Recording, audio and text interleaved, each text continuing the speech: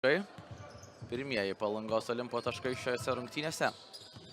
Pažarauskas aštriai iki galo ir du paidės ilgai nesispėjo su kamoliu. Pažarauskas veržiasi į baudos krepšininkai. Pažarauskas meta du baudų metimus.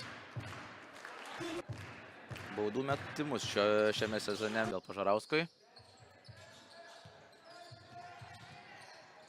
Pažarauskas prieš Stašijas. Neatsidengia čia niekas iš Palangos Olimpo krepšininkų. Klaida, Pažarauskas skuba į greitą į puolimą. Vienas pats iki galo, du svečiams iš Pajūrio. Geras perdavim iš toli. 34,5% šį sezoną metimų tikslumą fiksuoja.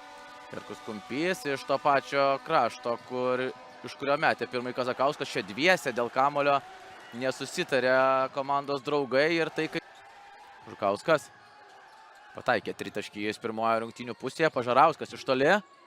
Tikslus Pažarauskas pranašumą, tačiau tikrai nebloga. Kol kas Olimpo gynyba neleidžia lengvų metimų savo varžovams. Vėl ten Railį pakovoja šioje atakoje.